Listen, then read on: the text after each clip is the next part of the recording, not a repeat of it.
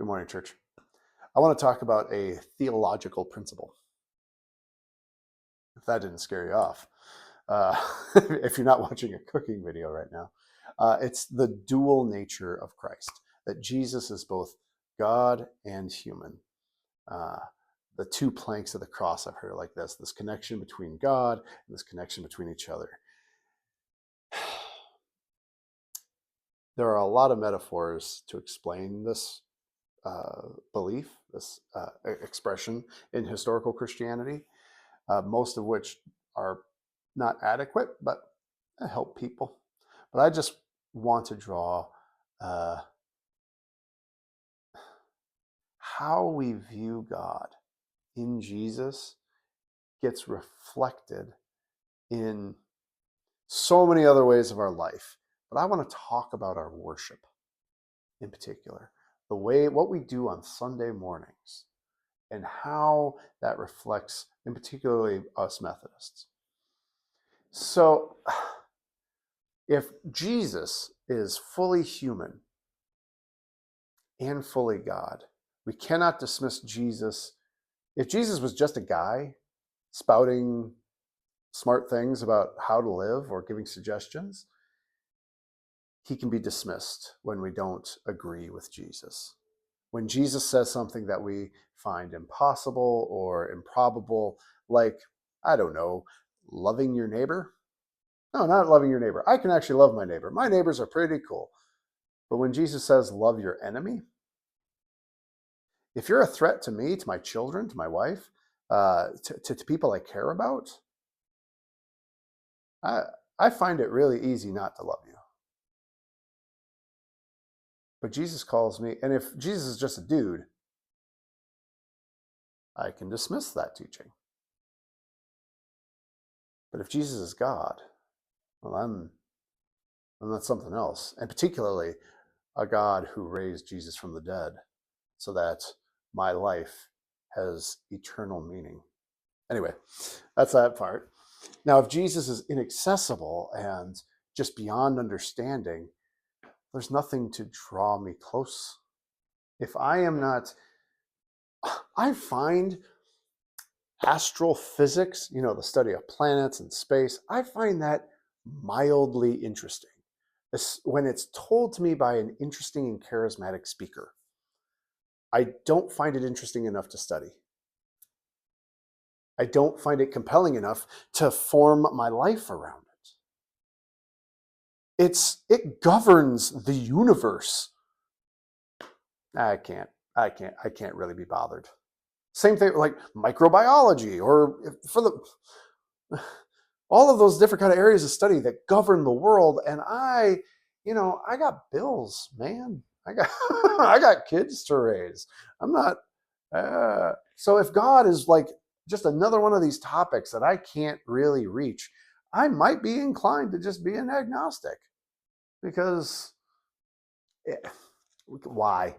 Why should I spend that kind of time? But if God is human, if God came in flesh, slipped into human skin to be like me, to know my pain, oh, well, then that changes everything. So I always like keeping these shorts, and I don't have a lot of time. How does this inform our worship? I think there are churches where everything is stripped to the most bare bones. Uh, they don't have altars or tables or pyramids. They kind of removed like some of the like liturgy or the high church of the Sunday morning experience, and it is the pastor is a speaker. It is a podium. Singing is so I've been in some churches where singing is not just doesn't happen. Um, Singing is for the benefit or the enjoyment of everybody, but doesn't do like the belief system isn't that it does anything. I've also been in churches. I don't know if you've been in churches like that. You know that they have a tin roof. It's practically a tent, so all the money can go around changing things. I think that's a very embodied, a very human Jesus they worship. And then I've also been in churches that are so high in their, the building they've built, the level of intricacy that is required on every level, the ornateness of every element seems planned and paid for. And while that can inspire wonder, it can feel inaccessible. And so, my friends, one of the reasons we have worship the way we do at Spirit of Hope, especially as me, like one of the things I find that this congregation has really rung true for me is you are receptive to both. You are receptive to the kind of humanity of it all.